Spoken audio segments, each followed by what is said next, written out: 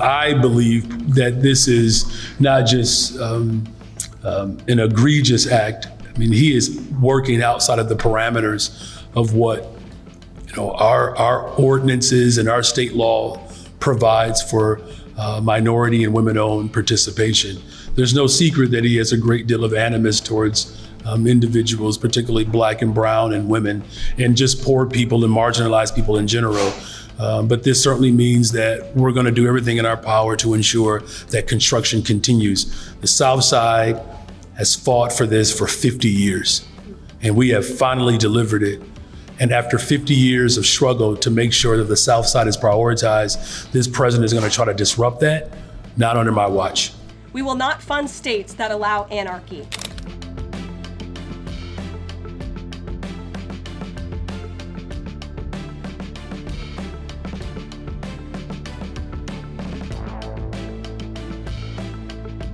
The Trump administration has frozen $2.1 billion in transit funding for Chicago, escalating the budget standoff.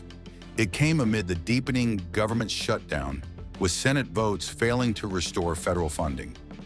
The freeze is part of at least $28 billion withheld from Democratic cities and states in a growing pressure campaign. Budget officials reportedly said the Chicago money, earmarked for elevated train lines, was paused over race-based contracting concerns. U.S. President Donald Trump has long targeted Chicago, threatening to send in the National Guard amid rising political tensions. Illinois Governor J.B. Pritzker blasted the move, calling it hostage-taking that hurts commuters and the state's economy. Earlier, $26 billion in projects for Democratic states, including New York and California, was also frozen. Those cuts targeted $18 billion for New York Transit and $8 billion in green energy projects across 16 blue states. The White House also signaled it may freeze funds for Portland, Oregon, another left-leaning city critical of Trump. Republicans have largely backed Trump. Despite critics warning this undermines Congress's constitutional power of the purse, the shutdown has left $1.7 trillion in federal operations, funding frozen, stalling nearly 1/4 of annual spending. About 2 million federal workers are going unpaid, while essential employees must still report for duty, as per reports. This includes troops, TSA screeners, and air traffic controllers, raising concerns about security and travel delays. The Senate rejected both Republican and Democratic funding bills before adjourning, leaving no compromise in sight. Democrats are pushing to tie healthcare subsidies to any deal, while Republicans insist on addressing that separately. Meanwhile, the shutdown has already disrupted federal courts and blocked the release of key unemployment data.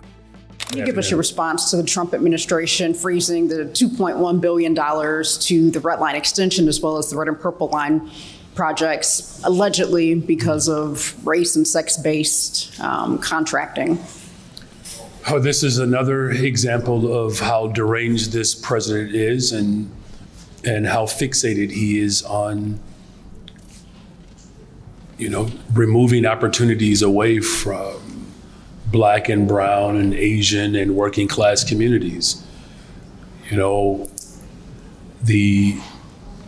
fact that he has committed billions of dollars to other countries that are undermining our farmers here in this country, or billions of dollars to other countries who are starving children and flattening infrastructure in regions across this globe, and the West and the South sides of Chicago get nothing, it accentuates that his priority has always been to represent the interests of billionaires and the ultra-rich and large corporations. And, we just opened up 4 new stations on the Red Line on the north side of Chicago. So here we are on the north side of Chicago, where the residents here understand the benefit of these investments.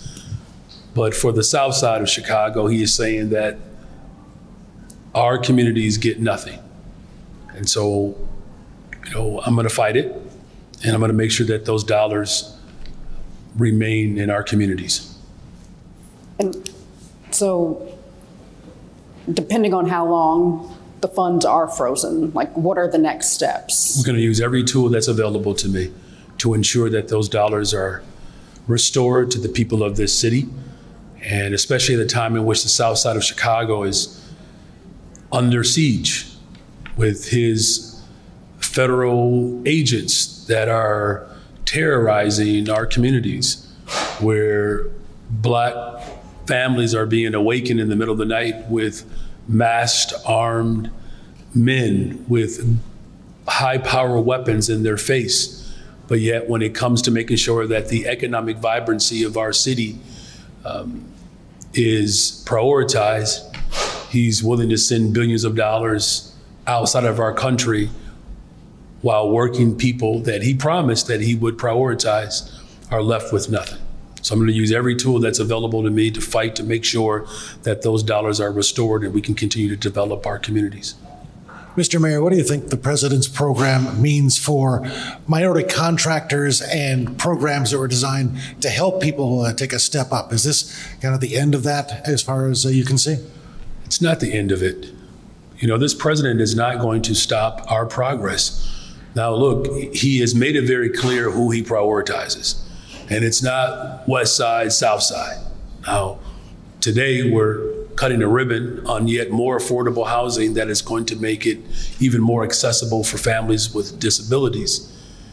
But I want to make something very clear. That's a part of a $1.25 billion investment to develop our communities, the largest investment in the history of Chicago.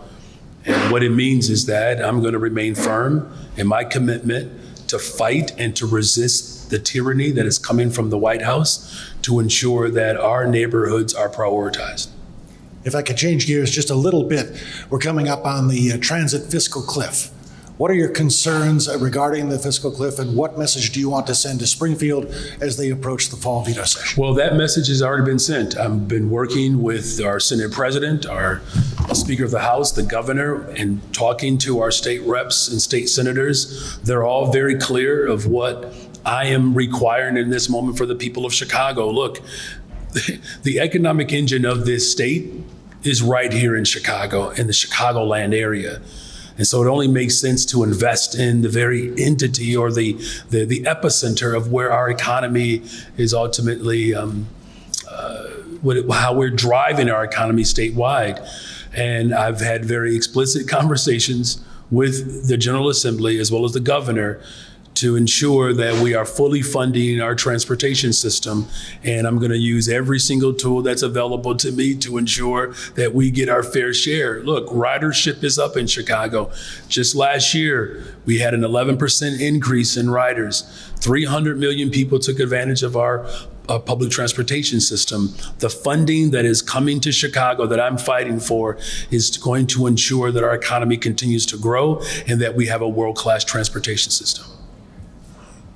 Good morning, Mayor. Or is it? No, it's afternoon. Yeah, good afternoon. Good afternoon. Some of the language in the Department of Transportation's release referred to the review being done because of discriminatory, illegal, and wasteful contracts that are part of this. What does that say about the contractors who have been hired as part of this as efforts to expand access to the work? Yeah, well, what he is saying to these contractors is that he doesn't value the work that our diverse contractors are providing. Look, there's no secret here that I've worked hard to make sure that we have a diverse pool of contractors and that we ensure that the communities that we are investing in, that those communities get to play a part in the development of those communities. It's only fair. And his animus towards working people, more specifically Black and brown people, that's been on display for some time. And there's no secret of how he feels And quite frankly, he's not the only one. It's coming from the extremism in the right-wing presentation that we are dealing with right now, where they have shut down the government and they've gone after Black and brown and working and poor people in this city and across this country. And what it means for me is that I'm going to continue to stand up and fight to lead the resistance against this tyranny, to ensure that working people are prioritized and the families who have been historically left out of opportunities, that they get to get their fair share. When you talked about using all available tools to fight back, will there be lawsuits filed in order to get the funding restored or back on track? The legal route, absolutely. Resistance in our streets and peacefully assembling and petitioning this government to do its part, looking at legislation. Here's what I'm counting on. Our congressional delegation to stand alongside of me and fight this president. That's what our priority should be right now. And I'm grateful that we have members of our congressional delegation who understand the assignment and they're not getting distracted by the ideological frame that has been promulgating throughout our discourse right now. So our congressional delegation, the legal system, organizing within our communities, and then challenging people around the country, that he's also attacking our friends in Atlanta, Georgia, holding up their dollars as they're looking to ensure that all individuals get an opportunity to participate in the development of our respective cities. So to follow up, you're confirming a lawsuit is on the table? Everything is on the table. Okay, and will red light extension construction continue on time this year, or does it need to be paused until this funding is unfrozen or secured elsewhere? Well, look, the first thing that we have to do is to make sure that we're using every single tool. I believe that this is not just an egregious act. I mean, he is working outside of the parameters of what our ordinances and our state law provides for minority and women-owned participation. There's no secret that he has a great deal of animus towards individuals, particularly Black and brown and women, and just poor people and marginalized people in general. But this certainly means that we're going to do everything in our power to ensure that construction continues. The South Side has fought for this for 50 years, and we have finally delivered it. And after 50 years of struggle to make sure that the South Side is prioritized, this president is going to try to disrupt that, not under my watch. So just to confirm, no immediate plans to pause the bulldozers? We're going to continue to move forward.